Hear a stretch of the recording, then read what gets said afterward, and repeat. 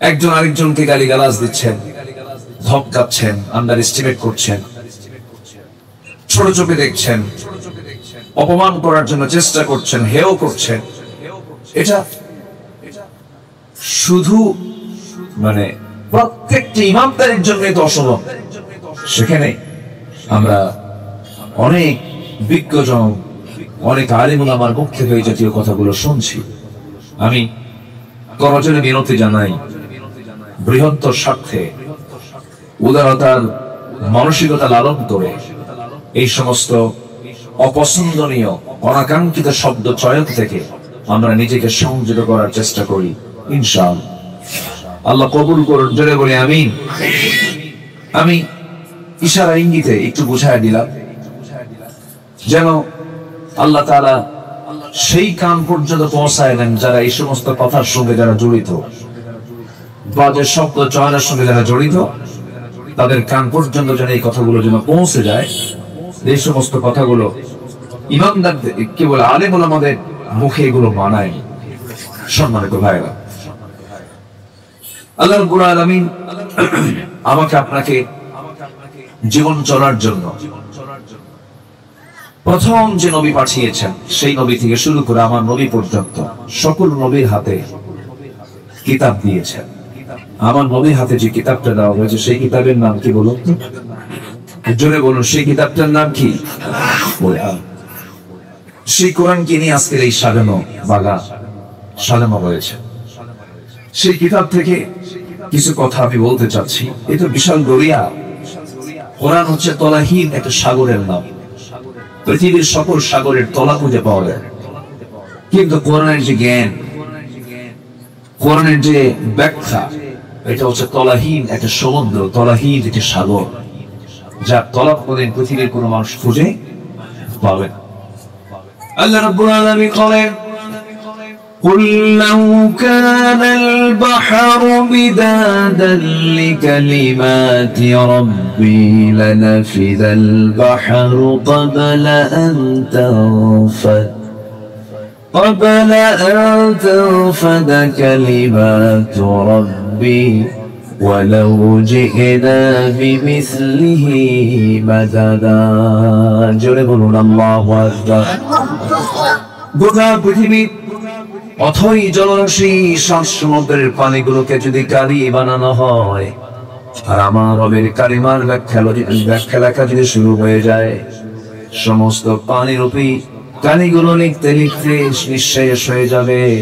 কিন্তু আমার রবের যে কালিমা, যে কালাম, এই কালামের ব্যাখ্যা কোনোদিন শেষ করা যাবে না। জোরে বলি সুবহানাল্লাহ। পৃথিবীর সকল জ্ঞানের, পৃথিবীর সকল জ্ঞান বিজ্ঞানের সকল কিছুর মূল সোর্স, মূল মাদার যেটা, সেটা হচ্ছে কোরআন। 150 থেকে 200 আয়াত আছে ফিজিক্স কেমিস্ট্রির উপর। রাষ্ট্রপদ্ধতির উপরে আল্লাহ তাআলা বেশ কিছু আয়াত দিয়েছেন পারিবারিক জীবনের উপরে। এক কথায় দোলনা থেকে নিয়ে একদম কবর পর্যন্ত মানব জীবনের জন্য এমন কিছু নাই যা এই কিতাবের মধ্যে বাদ পড়েছে। সুবহানাল্লাহ বলবেন না? সুবহানাল্লাহ বলবেন না? তাও আল্লাহ তাআলা এটাকে দুর্বল কিতাব আকারে দিয়েছেন না, মজবুত। কোন অসারতা আছে? অসম্পূর্ণতা আছে? আজও কেন কিয়ামত পর্যন্ত সূর্যের যিনি মালিক, তিনি কোরআন নাযিল করেছেন। এই কিতাবের কোনো ফাঁকফোকর, এই কিতাবের কোনো অসারতা, এর আশ্চর্যতা, এর নতুনত্ব কোনদিন কেউ নষ্ট করতে পারবে? সেই মহাগ্রন্থ কালজয়ী কিতাব থেকে আমি কিছু কথা বলতে চাচ্ছি। আল্লাহ যেন আমাকে কবুল করেন, বলার জন্য, আপনাকে শোনার জন্য কবুল করেন। জোরে বলি আল্লাহুম্মা আমিন। সম্মানিত ভাইরা, আমরা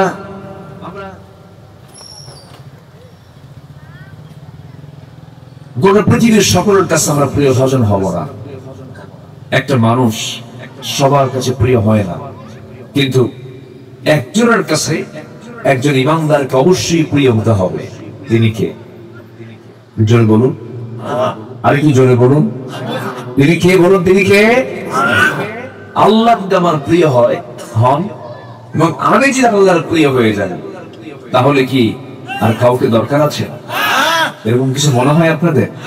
আর কারোর প্রয়োজন আছে? সে আল্লাহর প্রিয়ত্ব অর্জন করতে আমি আজকে কোরআন এবং হাদিসের আলোকে, কোরআনের আলোকে আজকে আমি 15টা দিশা, 15টা লাইন, 15টা গুণ অর্জন আমরা শিখে যাব। জোরে বলি ইনশাআল্লাহ।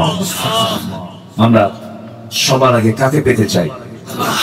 আসলে কিন্তু আমার বন্ধু বলতে কিন্তু একজনই বন্ধু, নচেত কোনো বন্ধু আমার নাই। আসলে আমরা ডানে বামে, সামনে পেছনে, ঘরে, আত্মীয় স্বজন যা কিছু দেখি, এগুলো কিন্তু একদিন পর হয়ে যাবে। কিন্তু যিনি কখনো পর হবেন না, পর হওয়া সম্ভব না, আমি যাকে কখনো ছাড়তেও পারবো না এবং তিনি আমাকে কখনো ছাড়বেন না, তিনি কে? আসতে বলবে না, তিনি কে? তার পরিচয়টা কিন্তু কোরআন পড়ার সঙ্গে সঙ্গে পাওয়া যায়। 3 নম্বর আয়াতের যে পরিচয়টা, এটা আমাকে খুব ভাবিয়ে তো। যারা পারেন চোখ মিলিয়ে বলো আলহামদুলিল্লাহি রাব্বিল আলামিন আর-রাহমানির রাহিম মালিকি ইয়াউমিদ্দিন ইয়্যাকা না'বুদু ওয়া ইয়্যাকা নাস্তাঈন ইহদিনাস সিরাতাল মুস্তাকিম صراط الذين أنعمت عليهم غير المغضوب عليهم ولا الضالين এরপরে জোরে বলেন, আরেকটু জোরে বলেন। প্রশংসা কার? যিনি রহমান, যিনি রহিম, যিনি কে? মালিক ইয়াউমিদ্দিন, যিনি বিচার দিবসের মালিক, তিনি কে? বিচার দিবসের মালিক কে? এই পরিচয়টা কি সহজ মনে হয়? বিচার দিবস, তার মালিক কে? আল্লাহ। তার আসল বিচারক তিনি কে? আল্লাহ। তিনি বিচার করবেন। বিচার করবেন কিসের ভিত্তিতে? বিচার করবেন হলো বান্দা এই দুনিয়াতে কি আমল নিয়ে গেল, সে কোন পথে চলল। পথ দুটা, একটা হচ্ছে সিরাতুল মুস্তাকিম, সহজ সরল সঠিক পথ, যার জন্য আমরা প্রত্যেকটা রাকাতে, প্রত্যেকটা নামাজে, প্রত্যেকটা রাকাতে আমরা এই দোয়াটা করি, ইহদিনাস সিরাতাল মুস্তাকিম। এই দোয়াটা আমরা আল্লাহর কাছে করে থাকি। তো জান্নাতে যাওয়ার রাস্তা কিন্তু এই একটাই, আর জাহান্নামে যাওয়ার রাস্তা কি একটা না হাজারটা?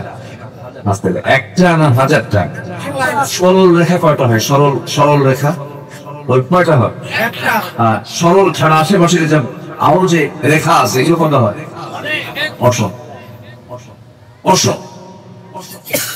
আমার বন্ধুগণ, দুইটা বিন্দুর সমন্বয় হলে পরেই সরল রেখা হয়ে গেল। জান্নাতে যাওয়ার জন্য এই সরল রেখায়, সরল পথে আমাকে আপনাকে চলতে হবে। আর শয়তান কিন্তু আঁকা বাঁকা কোনো পথে নাই, শয়তান ঠিক মাঝখানে, সরল রেখার ঠিক মাঝখানে, সরল পথের ঠিক মাঝখানে সে বসে থাকে। এবং শয়তান বলে কি? সুম্মা লাআতিয়ান্নাহুম মিন বাইনি আইদিহিম ওয়া মিন খালফিহিম ওয়া আন আইমানিহিম ওয়া আন শামাইলিহিম ওয়া লা তাজিদু আকসারুহুম শাকিরিন। আমি তোমার বান্দাদের ডান থেকে, বাম থেকে, সামনে থেকে, পিছন থেকে পাকড়াও করব। তোমার বান্দাগুলোকে আমি পথভ্রষ্ট করার চেষ্টা চালাবো। আল্লাহ বলেছেন, শয়তান তুই পারবি না, কারণ আমার যে সমস্ত বান্দা আমার পছন্দের বান্দা, তারা সবসময় আমার কাছে আশ্রয় নিয়ে বলবে আউযু বিল্লাহি মিনাশ শাইতানির রাজিম। আমরা আশ্রয় চাই কার কাছে? আস্তে বলেন, কার কাছে? কার ওয়াসওয়াসা থেকে? শয়তানের ওয়াসওয়াসা থেকে আমরা আল্লাহর কাছে আশ্রয় চাই। তখন আমাকে আশ্রয় দিবেন কে? আল্লাহ। আমার বন্ধুগণ, সে আল্লাহর প্রিয় বান্দা হওয়ার জন্য 15টা গুণ, 15টা দিশা আমাদের জন্য জানা দরকার, 15টা গুণ আমাদের জন্য বাস্তবায়ন করা দরকার। এর মধ্যে 1 নম্বর গুণ হলো, গোটা দুনিয়াতে যত আনুগত্য আছে সমস্ত আনুগত্যকে মাইনাস করে ফেলে আনুগত্য নির্দিষ্ট করব দুজনের জন্য। এক নাম্বার কে? আসতে বলবেন এক নাম্বার কে? নাম্বার 2 হচ্ছেন মুহাম্মদ সাল্লাল্লাহু আলাইহি ওয়াসাল্লাম। এই দুইজন আনুগত্য করব। তবে আল্লাহ তাআলা এক জায়গায় বলছেন আতিউল্লাহ ওয়া আতিউর রাসূল ওয়া উলিল আমরি মিনকুম فإن تنازعتم في شيء فردوه إلى الله والرسول।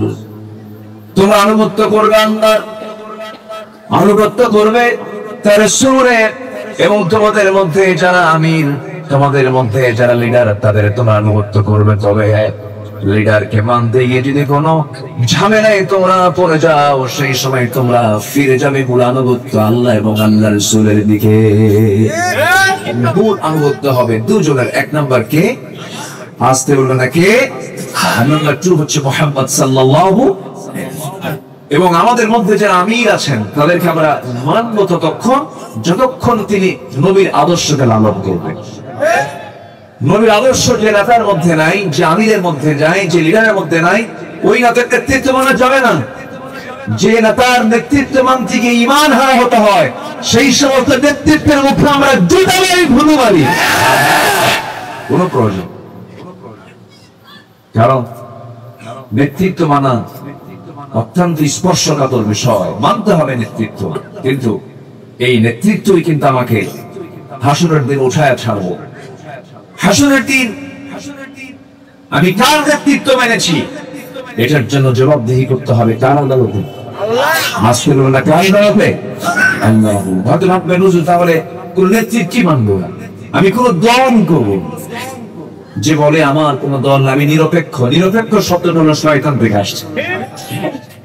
ইমানদার কি নিরপেক্ষ থাকবে নাকি পক্ষ নেবে? কার পক্ষ নেবে বল? আসতে বলুন, কার পক্ষ নেবে? নিরপেক্ষ শব্দটা কখনোই ইমানদারের সঙ্গে যায় না।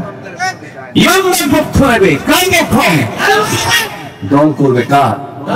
আল্লাহ। তবে দলের কথা মনে হয় কোরআন শরীফে বাক করছে। কিছু কিছু লোকের কথার বাকশাব থেকে মনে হয় কি জানেন, কোরআনে রাজনীতি নাই, রাষ্ট্রের কিছু নাই, তারপরে সচিবালয় নাই, প্রশাসন নাই, কোর্ট কাছারি নাই। এগুলো হচ্ছে কোরআনের বাইরের সাবজেক্ট। এই জাতীয় চিন্তা যারা লালন করেন, কোরআন দিয়ে রাষ্ট্র চলতে পারে না, কোরআন দিয়ে সচিবালয় চলবে না, কোরআন দিয়ে ক্যান্টনমেন্ট চলতে পারে না, এই সমস্ত চিন্তা যারা করেন, নতুন করে তাদের ঈমান নবায়ন করতে হবে।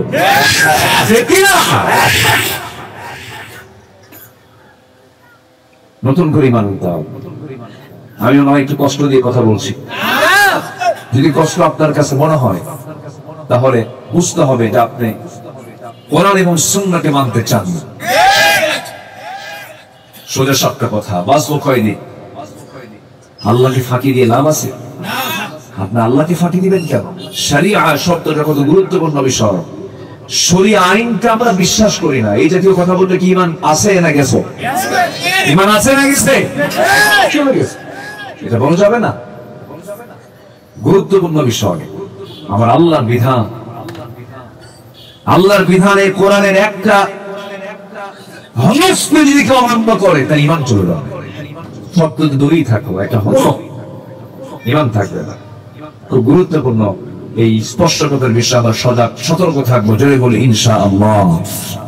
তাহলে এক নম্বর আনুগত্য হবে কার? জিকির করবো কার?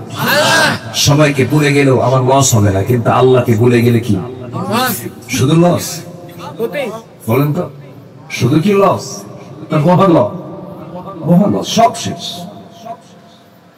আল্লাহকে বলা যাবে না, আল্লাহ আমাকে এক সেকেন্ডের জন্য কখনো বলেন না।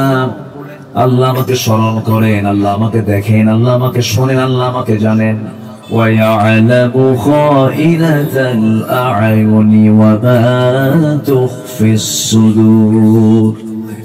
তোমার চক্ষু কি খেয়ালত করে, এমনকি তুমি তোমার অন্তরে কি দানা বেঁধে রেখেছো, কি কুচিন্তা করছো, কি সুচিন্তা করছো, পৃথিবীর কোন মানুষ না জানলেও সঙ্গে সঙ্গে আমার আল্লাহর কুদরতটা জেনে যায়। জোরে বলি সুবহানাল্লাহ। এমন প্রশাসন, এমন আল্লাহ যে আল্লাহ মনের কল্পনা, মনের স্বপ্ন আল্লাহ জানেন। তিনি সেই মহান প্রভু। আল্লাহকে ফাঁকি দিবেন কেমন? আল্লাহ তাআলা তাকে চেনার জন্য বিভিন্ন জায়গায় তার সৃষ্টির অপরূপ নিদর্শনগুলোকে আল্লাহ পাক বিভিন্ন জায়গায় ডিসপ্লে করেছেন এবং আল্লাহ বান্দাকে প্রশ্ন করে বলেছেন, বান্দা দেখো এগুলো একটু ফিকির করো, দেখো। আল্লাহ রাব্বুল আলামিন বলেন, যারা পারেন ঠোঁট মিলিয়ে বলুন, ইন্না ফি খালকিস সামাওয়াতি ওয়াল আরদি ওয়া ইখতিলাফিল লাইলি ওয়ান নাহার লাআয়াতিন লিউলিল আলবাব الذين يذكرون الله قياما وقعودا وعلى جنوبهم ويتفكرون في خلق السماوات والأرض ربنا ما خلقت هذا باطلا سبحانك فقنا عذاب النار جربنا الله أكبر শুধু জিকির করলে হবে না, ফিকিরও করতে হবে। আবার ফিকির শুধু করলে হবে না, জিকিরও করতে হবে। আল্লাহ পাক জিকিরের কথা বলেছেন, এক আয়াতের মধ্যে ফিকিরের কথা বলেছেন। এই চোখ দিয়ে আমরা দেখি, চোখটা দিয়েছেন কে? এই চোখটা কি ভাটায় আছে না জোয়ারে আছে? শুকনা জায়গায় না ভিজা জায়গা? চোখকে আল্লাহ পাক শুকনা রেখেছেন না ভিজা রেখেছেন? ভিজা রেখেছেন। চোখটা আল্লাহ পাক পানির মধ্যে ভিজা রেখেছেন।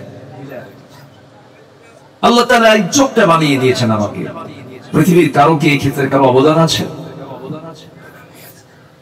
আল্লাহ রাব্বুল আলামিন বলেন, ألم نجعل له عينين ولسانا وشفتين وهديناه النجدين বান্দা আমি তোমাকে টানা টানা দুইটা চক্ষু দিলাম, সুন্দর দুটি ঠোঁট দিলাম, সুন্দর একটা জিহ্বা দিলাম। বান্দা পৃথিবীর কেউ তো দেয় নাই।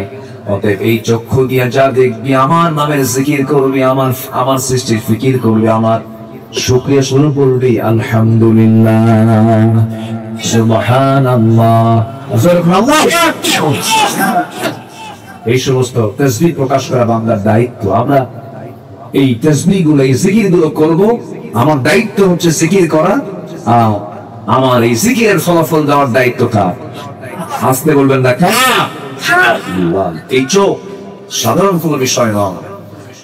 আমি চোখ, কান এবং নাককে বলি পদ্মা মেঘনা যমুনা যত বড়, পদ্মা মেঘনা যমুনা দেখতে যত বড়, তার চাইতে বড় হলো একটা মানুষের চোখ, কান, নাক, গলা, তার চাইতে বড়।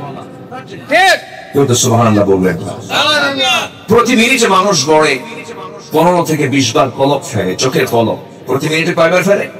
15 থেকে 20 বার।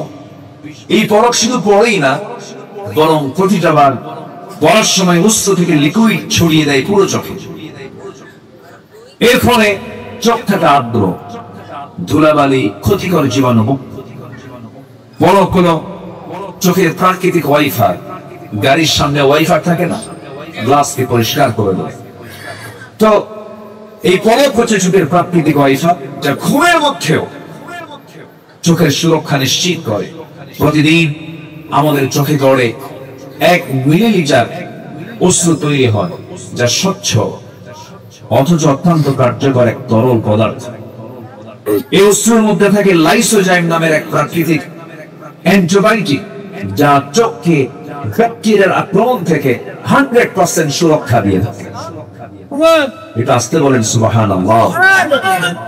যখন হৃদয় বিনয় প্রাপ্ত বা আত্মা আল্লাহর ভয়ে ও ভালোবাসার কারণে যখন কাঁপতে থাকে, তখন অশ্রু গড়িয়ে গড়িয়ে সেই চোখের পানিগুলো এসে গালের উপরে চলে আসে।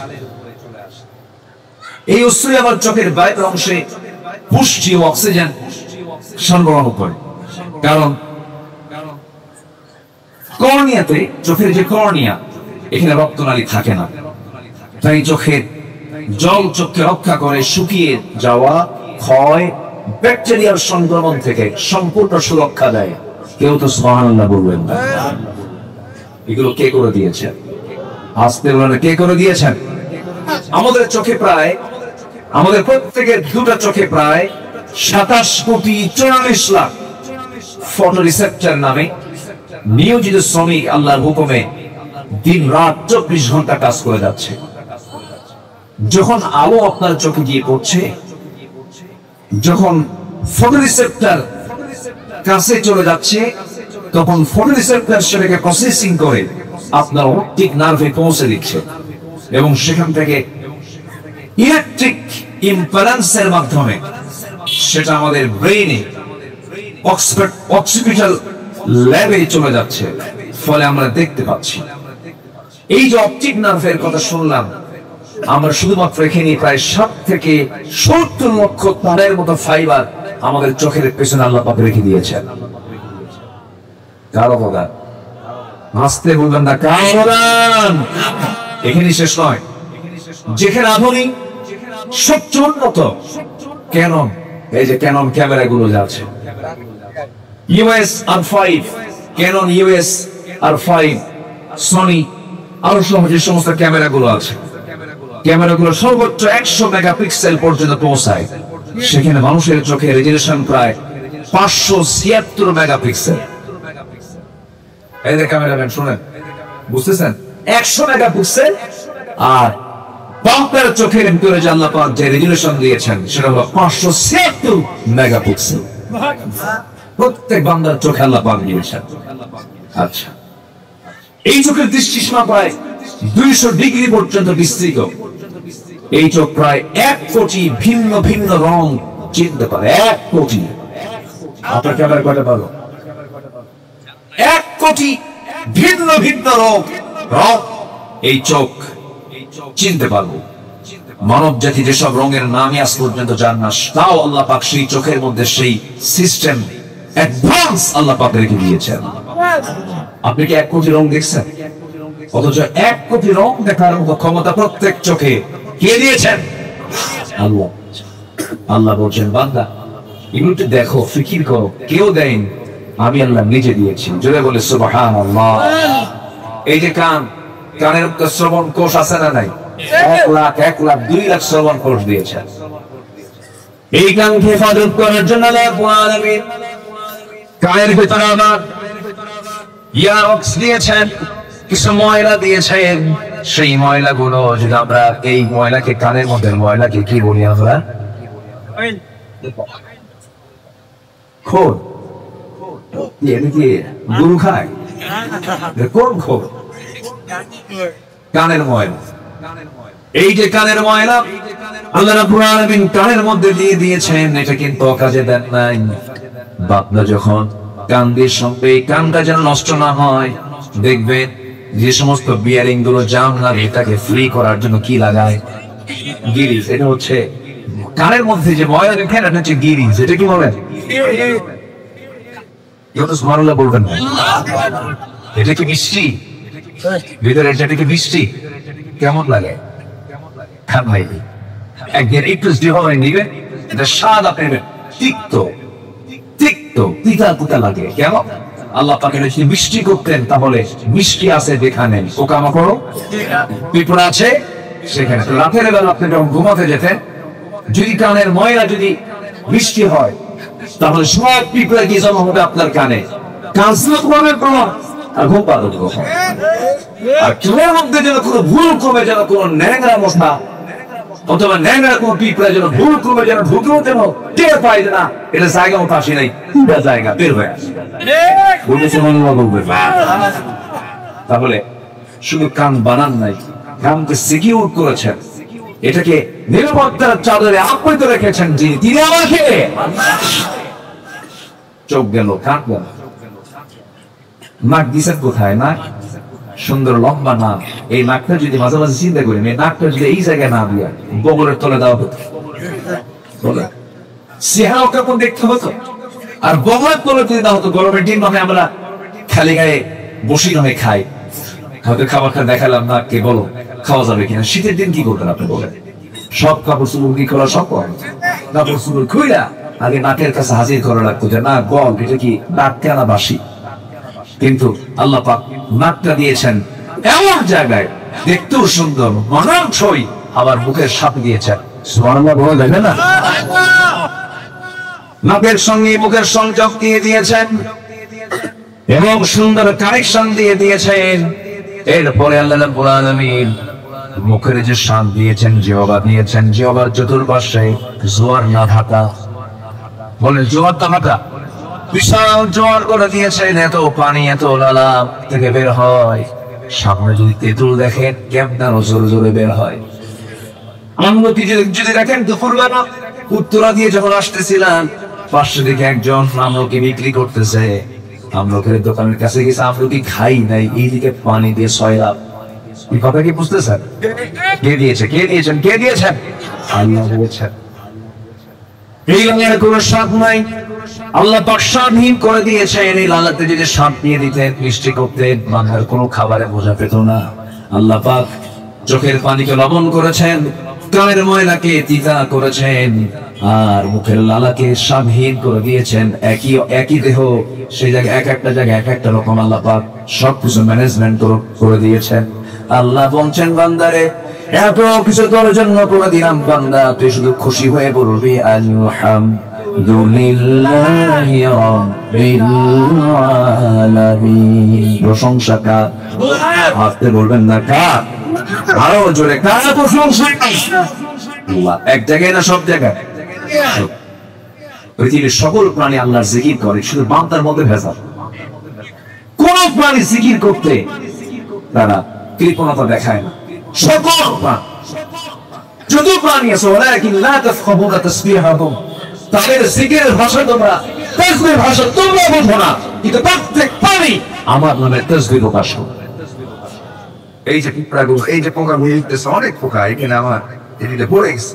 এখন তো মাঠে জমি আছে না, ধানের সময় এই যে পোকাগুলো, এই পোকাগুলো হার্ড আছে না? না, হার্ডের ওজন কয় কেজি? কয় কেজি ওজন? পৃথিবীর কোন সূক্ষ্ম কারিগরের দ্বারা কি এগুলো সৃষ্টি করা সম্ভব? সূক্ষ্ম কারিগর তিনি কে? চোখ আছে, হার্ড আছে, হাত আছে, পা আছে, কি সুন্দর করে আল্লাহ পাক বানিয়ে দিয়েছেন। একটু জোরে বলি সুবহানাল্লাহ। সব প্রাণীগুলো জিকির করে কার? আল্লাহ পাক। এবং এই প্রাণীগুলোকে আল্লাহ পাক গবেষণা নিয়ে আসতে বলেছেন। যেরকম বিজ্ঞান গবেষণা করেছে একটা পাখির সৃষ্টির টেকনোলজিকে আজকে বিমানে ব্যবহৃত করা হয়েছে। যেরকম সুবহানাল্লাহ, একটা পাখির ভিতরে যে টেকনোলজি আল্লাহ পাক রেখে দিয়েছেন। একটা পাখি আছে পেরেগ্রিন ফ্যালকন। পেরেগ্রিন ফ্যালকন নামে একটা পাখি এই জমিনের পক্ষে মহান আল্লাহর এক সৃষ্টি, এক অপরূপ দ্রুতগামী একটা যানবাহন, দ্রুতগামী একটা প্রাণী, এটা যা রকেট বার্ড নামে পরিচিত। যেখানে দ্রুতগামী একটা চিতাবাঘ ঘন্টায় 112 কিলোমিটার বেগে চলে, সেখানে পেরেগ্রিন এই ফ্যালকন সর্বোচ্চ প্রায় 300 থেকে 400 কিলোমিটার পার আওয়ার এসে দৌড়ায়। যেরকম সুবহানাল্লাহ, একটা পেরেগ্রিন ফ্যালকন 1 ঘন্টায় 400 কিলোমিটার অতিক্রম করে, তার গতিটা দেখে। আচ্ছা, এবং এক মুহূর্তে সে তার শিকারীকে সে ধরে ফেলে। শিকারী যাকে ধরা হচ্ছে সে টেরই পায় না আমাকে ছোঁবে কখন নিয়ে চলে গেল।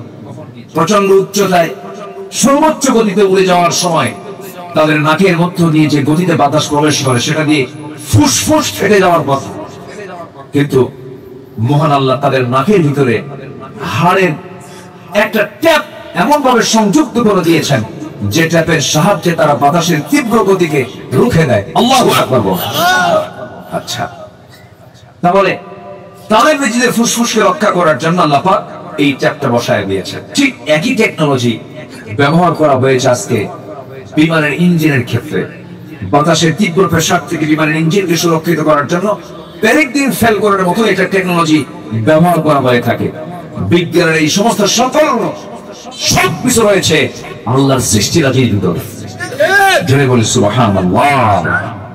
আল্লাহ পাক ছোট্ট একটা প্রাণী, যেখানে আশেপাশে কি যেন ধোঁয়া দিয়েছে, কয়েল দিয়েছে, কি থেকে বাঁচার জন্য বলেন তো? মশা কি আপনার বাড়িতে আছে?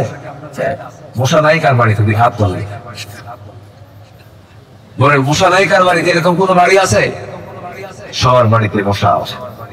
আমি সৌদি আরব গিয়ে কেমনে দুর্বল হবো? আপনি দেখলেন গোটা ঘরে কোথাও মশা নাই, চতুর্দিকে নেটিং করা, পাকা ঘর, কোথাও মশা পেলেন। আপনি করলেন যে লাইটটা বন্ধ করে শুয়ে পড়েছেন। হঠাৎ করে ঘুম আসেন নাই, আপনি অন্ধকারে ওই মশা কেমন আপনার চিনল? আপনার কানের কাছে এসে সারে গামা কনা শুরু করতেছে। করে গায়ে করে কিনা মনে ও দেখলো কেমন, আপনি দেখলেন কেমন আসলে। বিজ্ঞান বলছে প্রত্যেকটা মশা 75 ফুট দূর থেকে টের পায় এখানে কোন শ্রীমন্দির শুয়ে আছে। 75 ফুট দূর আপনি দেখলেন না, কিন্তু সে আপনাকে ঠিকই মার্ক করে রাখছে। শুধু লাইট বন্ধ কর, শুধু লাইট কি বন্ধ কর, চলে আসে। এই মশাটা প্রতি সেকেন্ডে তার পাখা 400 থেকে 500 বার ঝাপটান, মানে আজ পর্যন্ত পৃথিবীতে এমন দ্রুতগামী কোনো মেশিন তৈরি হয় নাই। মশা তার পাখাকে যত দ্রুত গতিতে ঘোরাতে পারে, নড়াতে পারে, এমন কোন দ্রুতগামী কোনো মেশিন পৃথিবীতে আজকে দুনিয়াতে তৈরি হয় নাই। আল্লাহ রাব্বুল আলামিন এই মশাকে উদাহরণস্বরূপ বহু কারণে দিয়ে দিয়েছেন। আল্লাহ রাব্বুল আলামিন এই দুনিয়াতে একজন অবাধ্য কাফের ছিল, নাম তার নমরুদ ছিল। আল্লাহ তাআলা নমরুদকে দুনিয়া থেকে বিদায় করে দিয়েছেন কার কামড় খাওয়ায়া। আপনার কার কামড় খাওয়ায়া? আপনার কামড় খাওয়ায়া। এখানে শেষ হয়। মশার মুখে আমরা যে সুরের মতো একটা সূচ দেখি, সুরের মতো কি দেখি? সূচ দেখি। আসলে সেই সূচের সংখ্যা আমরা হয়তো মনে করি একটা, সূচের সংখ্যা একটা নয়। এগুলোকে আল্লাহ রাব্বুল আলামিন ওই মশার সূচের সংখ্যা 6টা অংশে ভাগ করেছেন। কয়টা অংশ? 6টা অংশে ভাগ করেছেন। যার দিকে ইনজেকশন বা সুরের মতো কাজ করে। জানলে আশ্চর্য হবো আমরা, এই 6টা সূচের আর 6টা আলাদা আলাদা কাজ আছে। নাম্বার 1 হলো মশার শরীরে অবস্থিত শেষ 2টি সূচ বা শরীর কাজ হলো আমার আপনার শরীরকে একটা নির্দিষ্ট জায়গা থেকে ফেলে দেয়, পৃথক করে ফেলে দেয়। 2 নাম্বার 2টা সূচের কাজ হলো মানব দেহ থেকে ব্লাড ভেসেল, ব্লাডের যে ভেসেল গুলো আছে তা খুঁজে খুঁজে বের করে। 5ম সূচটা দিয়ে সে চেতনানাশক এক প্রকার কেমিক্যাল নিঃসরণ করে, অ্যানেস্থেসিয়া করে। ডাক্তার যারা আছেন কি করে? অ্যানেস্থেসিয়া করে। এরপরে সর্বশেষ যে সূচটা আছে সেই সূচ দিয়ে রক্ত শুষে আপনার আমার দেহ থেকে আস্তে করে বের করে নিয়ে চলে যায়। আমার আশ্চর্যের বিষয় হলো এই জটিল নিখুঁত ডিজাইন থেকে অনুপ্রাণিত হয়ে আধুনিক বিজ্ঞানীরা তৈরি করেছেন মসকিউটো ইন্সপায়ার্ড সিরিঞ্জ, যেটা মসকিউটো ইন্সপায়ার্ড সিরিঞ্জ, যার নামই দিয়েছে হলো মশার সিরিঞ্জ। এমন নিডেল, একটা ছোট্ট নিডের মধ্যে 6টা অংশ করে দিয়েছেন। একমাত্র ওই মশা থেকে এই সিরিঞ্জের উৎপত্তি হয়েছে। সুবহানাল্লাহ বলা যাবে না? এই যে সিরিঞ্জ গুলো তৈরি হয়েছে এই মশা তার ছোট্ট ওই সুট দিয়ে সরকারি যে অপারেশন করার জন্য চিকন যে, এটাকে কি বলে বলেন তো? মশা যে বসায় দেয় ওটা কি বলে লাগে? হ্যাঁ, হুল। আচ্ছা, হুল, সুট, সুট জাতীয়। এটাকে ঢুকায় যদি আপনি টের পেলেন না। কেন টের পেলেন না? ও যখন আপনার কাছে বসে তখন চতুর্দিকে আগে অ্যানেস্থেসিয়া করে, অজ্ঞান করে, এরপরে সাপুর অপারেশনে চলে যায়।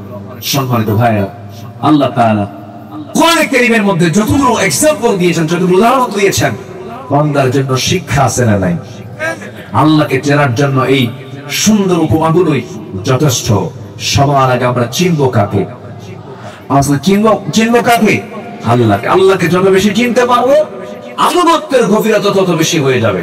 আমরা আল্লাহকে চেনার জন্য, আল্লাহকে বোঝার জন্য সবার আগে আমাদের সেই স্টাডি, সেই জ্ঞানটা আমাদের বাড়ানো দরকার। কোরআনের জ্ঞান যার যত বেশি, আখিরাতের জ্ঞান যার যত বেশি, তার ঈমানটা তত গভীর। কোরআনের জ্ঞান যার যত বেশি, আল্লাহর ভয় তার মধ্যে তত বেশি সৃষ্টি হবে। এটাই স্বাভাবিক। তাহলে আল্লাহর প্রিয় হওয়ার জন্য নাম্বার 1 হচ্ছে আমরা আনুগত্য করবো। 1 নাম্বার কার? আসতে বলবেন না কার? নাম্বার 2 হচ্ছে মুহাম্মদ সাল্লাল্লাহু আলাইহি ওয়াসাল্লাম। এই আনুগত্য করলে কি হবে?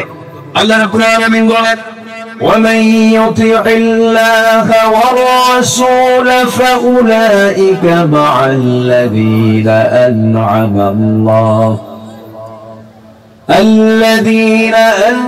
الله عليهم من النبيين والصديقين والشهداء والصالحين وحسن أولئك رفيقا جلبنا الله أكبر الله رسول আনুগত্য করবে তারা নবী সিদ্দিক শহীদ নেককার লোকদের সঙ্গী হবে, তাদের সঙ্গে তাদের হাসর নাসর হয়ে যাবে। আল্লাহ পাক বলছেন যাদের প্রতি আল্লাহ নিয়ামত দান করেছেন তারা কতই না উত্তম সঙ্গী।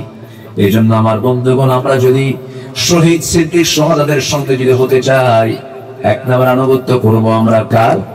নাম্বার 2 হচ্ছে মুহাম্মদ সাল্লাল্লাহু আলাইহি ওয়াসাল্লাম। নাম্বার 2 হলো আল্লাহর প্রিয় হওয়ার জন্য, আল্লাহর প্রিয় বান্দা হওয়ার জন্য যে গুণটা, যে কাজটা আমাদের, যে দিশাটা দরকার। নাম্বার 2 হলো আল্লাহকে ভয় করতে হবে। আল্লাহকে ভয় করে নফসের সকল কুপ্রবৃত্তি থেকে নিজেকে বাঁচাতে হবে, অর্থাৎ নফসের শুদ্ধতা আনতে হবে।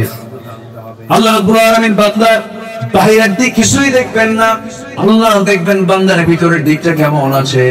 আল্লাহ রাব্বুল আলামিন বলেন ওয়া আম্মা মান খাফা মাকামা রাব্বিহি ওয়া নাহান নাফসা আনিল হাওয়া ফাইন্নাল জান্নাতা হিয়াল মাওয়া আল্লাহু আকবার। যারা দিনের মোতাবেক আল্লাহর ভয়কে জাগ্রত হবে তার জন্য এই জান্নাতে মাওয়া।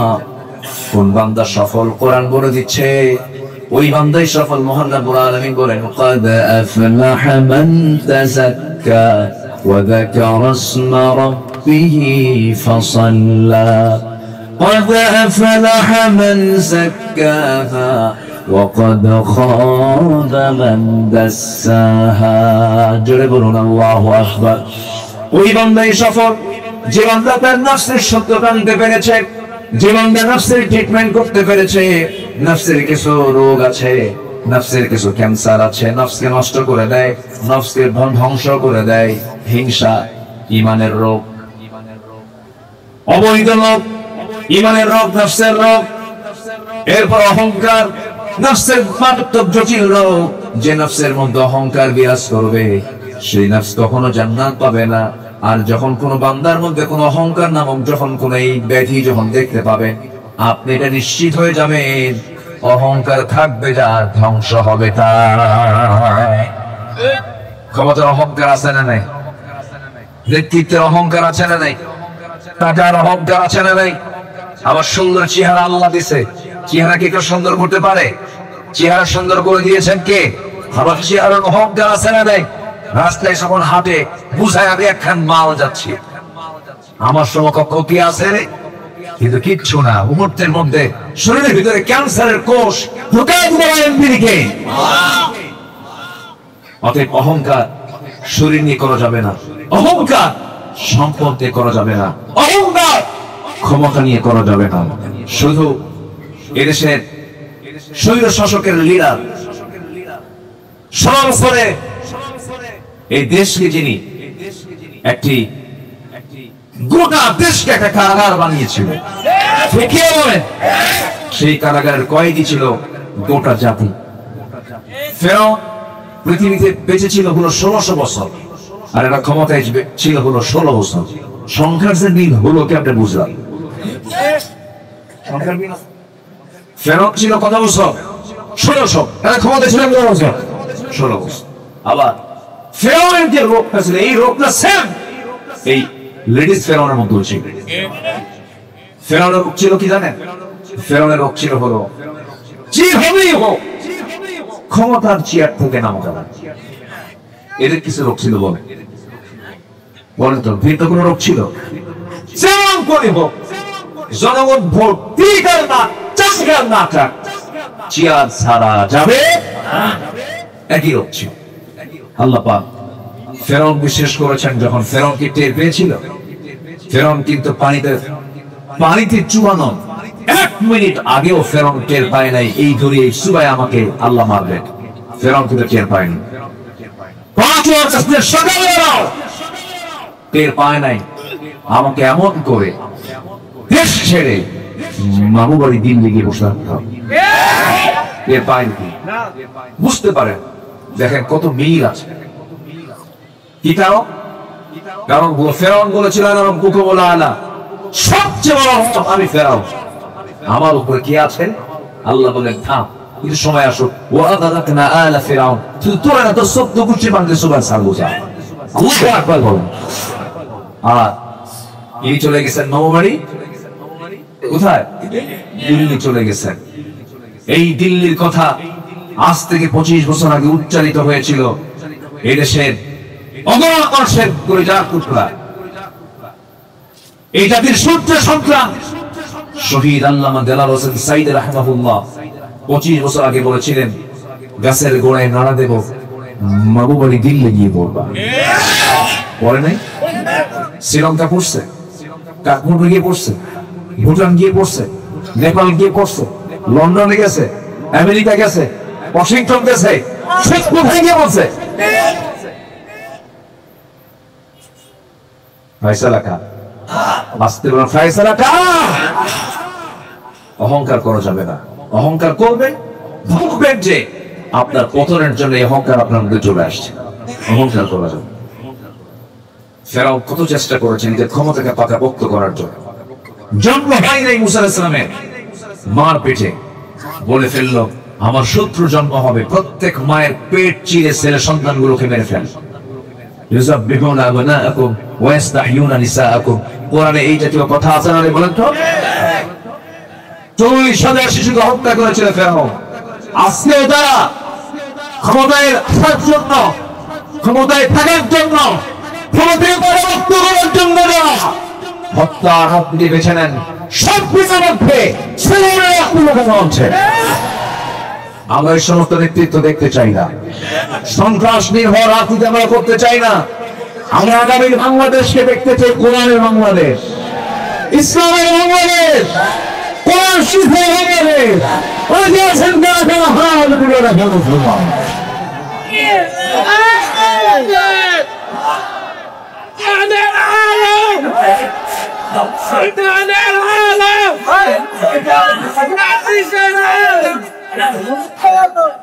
আল্লাহ কবুল করেন, যারা বলে আমিন। কষ্ট পেলেন নাকি আপনারা? সম্মানিত ভাইরা,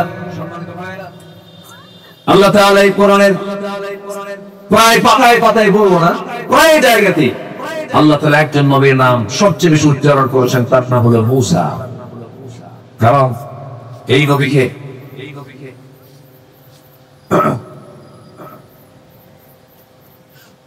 কি সমস্যা? আমার দিকে তাকান, কষ্ট পাচ্ছেন দেখে আপনারা? যেন আমার আওয়াজের চাইতে যেন শ্রোতার আওয়াজ যেন বেশি না বড় হয়, এটা খেয়াল করতে হবে। এটা কোরআনের মাহফিলে চাপ, আদব রক্ষা করার দায়িত্ব একার না সবার। আস্তে করে একার না সবার। বসো, শৃঙ্খলা রক্ষা করে আমরা বসি। সম্মানিত ভাইরা, সম্মানিত বন্ধুগণ, আল্লাহ তাআলা এই নবীর নামটা বারবার নিয়েছেন কেন জানেন? খুব নির্যাতিত হয়েছিল ব্যক্তি, প্রচুর প্রচার করা হয়েছে, এবং এমন জাতির তিনি নবী ছিলেন খুব সোজা না বাঁকা, পাকা একটা জাতির তিনি নেতৃত্ব দিয়েছেন। এই নবীকে হত্যা করার কত চেষ্টা করা হয়েছে, সকল অপচেষ্টাকে আল্লাহ পাক রুখে দিয়েছেন। কারণ বাকি কখনো টিকসই হতে পারে। হকের বিজয় কে দিবেন? আমি আপনি কেউ থাকবেন, থাকবো না, আমরা চলে যাবো একদিন। ইসলাম কি চলে যাবে? ইসলাম বিজয় হয়ে তোমার জায়গা মতো বসে যাবে, ঠিক কি না? অতএব আমার আপনার ইসলামকে বিরোধিতা করার কোন সুযোগ নাই, কোন দরকার নাই। বরং যে ইসলাম নেই আমরা থাকবো, চলে বলি ইনশাআল্লাহ। ইসলাম আছে যেখানে আমরা আছি। ইসলাম, শহীদুল ইসলাম, রফিকুল ইসলাম, হামিদুল ইসলাম বলে আমার দাদা হামিদুল ইসলাম, আমার বাপ শহীদুল ইসলাম, আমি নিজে আমিনুল ইসলাম, তিন ইসলাম আছে আমার। সমস্যা কোথায়? আমি এতে জান্নাত পাই, ওই ইসলাম দিয়ে জান্নাত পাওয়া যাবে না। ইসলাম থেকে জান্নাত পেতে হবে। সম্মান কোথায়? হকের দাওয়াত দিতে গিয়ে যুগে যুগে পায়ে রপ্তান আপনি কেরাম নিজের বাড়িতেও থাকতে পারেন নাই, দেশ ছাড়া হয়েছে। আল্লাহ নবীর বাড়ি হলো মক্কা, এখন শুয়ে আছেন কোথায় থেকে বলেন? মদিনা। তিনি কি বেড়াতে গিয়েছিলেন? তিনি দিনের বেলা ঘর থেকে বের হয়েছেন, রাতের বেলা ঘর থেকে বের হয়েছেন? প্রকাশ্যে না গোপনে? কেন? কি জন্য? কি কারণে? শুধু আমার নবীর বক্তব্য ছিল একটাই, সেটা হলো সৃষ্টি যার আইন চলতে হবে তার। মদ চলবে না, জুয়া চলবে না, সুদের কারণে চলবে না, জিনার কোনো রিসার্চ চলবে না। এগুলোতে একটাও আমার দেশে নাই। আসতে বলে আসে না নাই? এর বড় বলে আমরা ধর্মীয় মূল্যবোধ বিশ্বাস নেই। কিসের ধর্মীয় মূল্যবোধ? আজ পর্যন্ত নামাজের আইন যারা পাশ করতে ভয় পায়, জাহান্নাম থেকে বাঁচার জন্য এক নাম্বার কাজ হলো নামাজ। এক নাম্বার কাজ কি বলেন? এই জাতিকে নামাজি বানানোর জন্য সব দল যদি এক হয়ে যদি বলতো আমরা জাতিকে নামাজি বানাতে চাই, অধিকাংশ বাংলায় নামাজি হয়ে যেত। কিন্তু নামাজের কোন কর্মসূচি আছে? কোন কর্মসূচি? সম্মান কো ভাইয়া, আল্লাহ পয়গম্বর মুসা আলাইহিস সালাতু ওয়াস সালাম রাষ্ট্রযন্ত্র কর্তৃক নির্যাতনের শিকার হয়েছে, কিন্তু ধৈর্যের পরিচয় দিয়েছেন। আমাদের ধৈর্য ধরতে হবে। তবে আমার বিশ্বাস টুডে এন্ড টুমরো আল্লাহর জামিন আল্লাহর দিন কায়েম হবে। কেন বলে ইনশাআল্লাহ অবশ্যই কবুল, আল্লাহ তাআলা অবশ্যই কবুল করবেন। সেই ক্ষেত্রে প্রস্তুত হচ্ছে আমার বিশ্বাস, আমার বিশ্বাস, আমার বিশ্বাস আল্লাহ যেন কবুল করে। জোরে বলি আমিন, আরো জোরে আমিন। তবে ধৈর্য ধরতে হবে, বেশি রাগ থাকা যাবে না। ধৈর্য ধরবে, জিতে যাবে। রাগ করবে, হেরে যাবে। ধৈর্যের পরিচয় ইমানদারকে সর্বোচ্চ করতে হবে। ধৈর্যের সাথে কে আছেন? আসতে বলে কে আছেন? সবচেয়ে বড় ধৈর্যশীল কে? গাঁজা খায়, তাও আল্লাহ তারে খাওয়ায়। মদ খায়, আল্লাহ তারে তাও খাওয়ায়। আল্লাহর বিরুদ্ধে বলা হয়, আল্লাহ তারেও খাওয়ায়। আল্লাহর চেয়ে বড় ধৈর্যশীল কেউ আছে? আমরা ধৈর্যশীল হব, নফসের ট্রিটমেন্ট করব। নফসের রোগ হলো রাগ করা, নফসের রোগ হলো হিংসা করা, নফসের রোগ হলো অবৈধ লোভ করা। বৈধ লোভ আপত্তি নেই, নিজের সম্পদের প্রতি আপনার লোভ থাকতেই পারে, কিন্তু পরের পুকুরে আপনি মাছ চাষ করে খাবেন, আপনার ক্ষমতা আছে, আপনার দল ক্ষমতায় আছে, পরের পুকুর দখল করে মাছ চাষ করছেন, এটা অবৈধ লোভ। এগুলো করা যাবে না। হারাম কোনো পন্থা অবলম্বন করা যাবে না। নিজের স্ত্রীর প্রতি আপনার কামনা বাসনা থাকবে, নিজের স্ত্রী দিকে আপনি তাকাবেন, সব পেয়ে যাবেন। এটা একটা লোভ, কামনা বাসনা, কোনো সমস্যা নাই। কিন্তু আল্লাহ বলেছেন বিয়ে করে কামনা বাসনা করো, কিন্তু অন্যের বইয়ের প্রতিও লোভ আছে না? নাই? এরকম বান্দা আছে না? এরকম বান্দা আছে? রাজশাহীতে না আছে? রাজশাহীতে আছে। বিবাহ পূর্ব নোংরামি গুলো সামাজিক স্বীকৃতি পেয়ে গেছে। আজকে বয়ফ্রেন্ড গার্লফ্রেন্ডের পরিচয় লালন করে সবাই চলে যাবেন এখান থেকে। রাজশাহী ইউনিভার্সিটি কয়শো মাইল দূরে? বেশি দূরে নাকি? এটা রাজশাহী কলেজের সামনে যান, ইউনিভার্সিটির সামনে যান, এই সমস্ত শিক্ষা নগরী রাজশাহী যেখানে যাবেন সেখানে আপনি চলে যেতে পারেন, দেখতে পারেন, শুধু চিত্রটা দেখবেন। তুরন্ত এই সমস্ত ইউনিভার্সিটি গুলোতে, কলেজ ক্যাম্পাস গুলোতে ক্লাস কি একটা না দুইটা? 3টা ক্লাস, একটা ইন কোর্স, আরেকটা আউট কোর্স। আউট কোর্সের সেই ক্লাসটা হলো গাছের গোড়ায় গোড়ায়, জোড়ায় জোড়ায়, বুকে বুক মিলে, হাতে হাত মিলে সন্ধ্যা পর্যন্ত বয়ফ্রেন্ড গার্লফ্রেন্ড, একটাই জিকির, তুমি আমার আমি তোমার। কেন হচ্ছে এগুলো? পর্দার বিধান জানায়। পর্দার বিধান চালু হলে বিয়ে করে প্রেম কর। প্রেম আগে না বিয়ে আগে? অনেক সুদপুর আছে, হলো কি কর। সেই দিন একজন আমার বলে, হুজুর দোয়া করবেন আমাদের বিয়েটা না লাভ ম্যারেজ, ব্লু চ্যানেল। বিয়ের আগে কোনো লাভ আছে? বিয়ের আগে কোনো প্রেম হয়? প্রেম হবে বিয়ের আগে না বিয়ের পরে? যারা বিয়ের আগে প্রেম করে শেষ করে, বিয়ের পরে আর প্রেম থাকে, বিয়ের পরে খালি কি লাগিয়ে হয়? বিয়ের পরে কি হয়? ওগুলো করার, এগুলো সব বন্ধ হয়ে যাবে। রাজশাহী মহানগরীতে তো কোনো মদের দোকান নাই না। মদের দোকান আছে, আছে মদের দোকান, তো কাস্টমার নাই, কাস্টমারও আছে। তাহলে মদের দোকানও আছে, মদের কাস্টমারও আছে। আমার দেশে মদের ফ্যাক্টরি আছে না নাই? আছে। মদ খাওয়া আসতে কয় আরো জোরে। আমাদের দেশে মদের আইন 5 না ফে? আমার দেশে মদের আইন 5 না ফে? মদের ফ্যাক্টরি আছে না নাই? মদের ফ্যাক্টরি উদ্বোধন করার জন্য, দোয়া করার জন্য হুজুর আছে না নাই? এমন হুজুর আছে, দোয়া করে আল্লাহ মদের ফ্যাক্টরিতে বরকত দিয়ে। সিনেমা উদ্বোধন হবে, সিনেমা ওপেন হবে, সেন্সর বোর্ড অনুমোদন দিয়েছে। যে সেন্সর বোর্ড কি অনুমোদন দিল? খুব একটা নাচানাচি নাই, ভালোই নাচানাচি করছে, শালীনতা আছে, কিন্তু গায়ে কাবু শুধু। সেন্সর বোর্ড অনুমতি দিয়ে দিল, হুজুরে ডাক দিয়ে বলল হুজুর আপনি দোয়া করে, দোয়া করে আল্লাহ এই সিনেমার নায়ক নায়িকা প্রডিউসার সহ যারাই খেদমত করেছেন আল্লাহ প্রত্যেকে তুমি আল্লাহ তোমার যাচাই খায় না। এরকম দোয়া করা হুজুরও আমার দেশে ভাড়া পাওয়া যায়, আছে না নাই? কোথায় যাবেন আমার বন্ধুগণ? এগুলো এমনি এমনি বন্ধ হবে না, এগুলো বন্ধ করার জন্য আল্লাহ বলেন 4টা বিধান তুমি চালু করে দাও। রাষ্ট্রীয় ক্ষমতা যারা পাবে আল্লাহর পরামর্শ হলো 10 দফা 19 দফা 14 দফা লাগবে না, মাত্র 4টা দফা।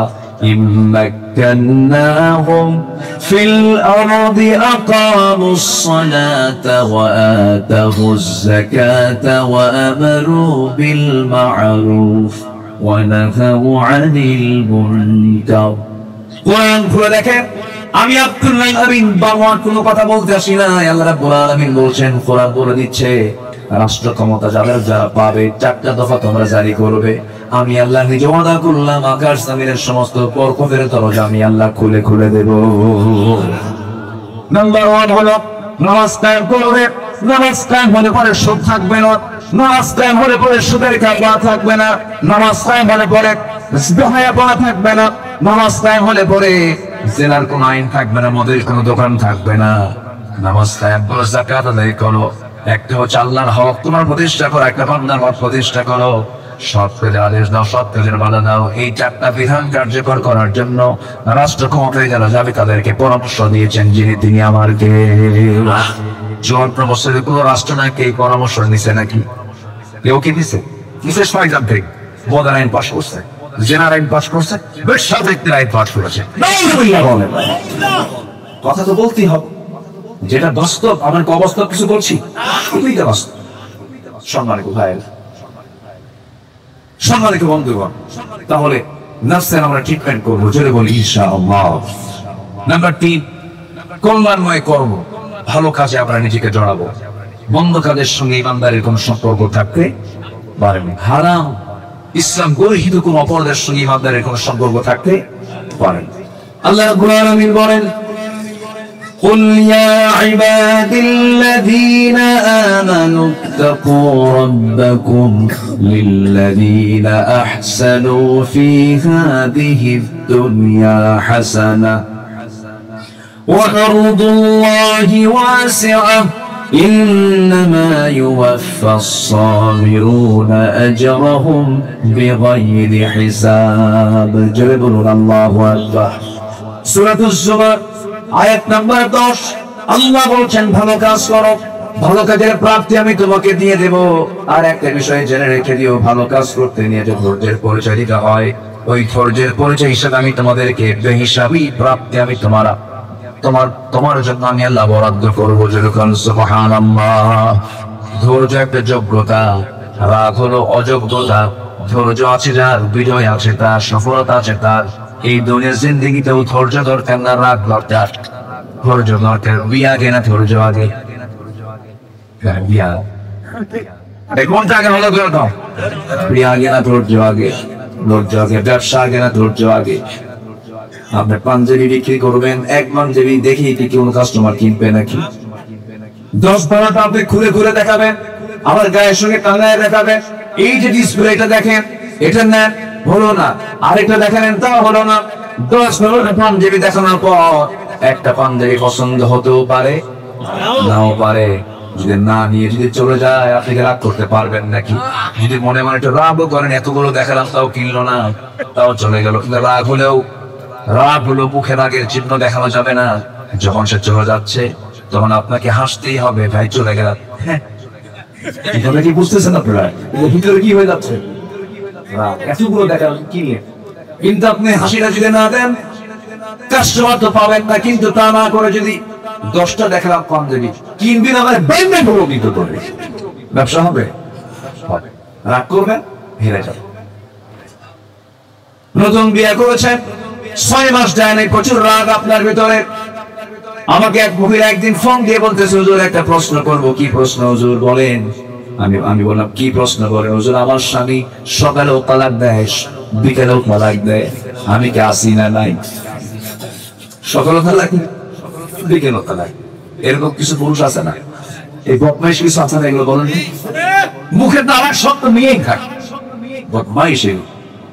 এই বদমাইশ গুলো কি কি করা দরকার জানেন?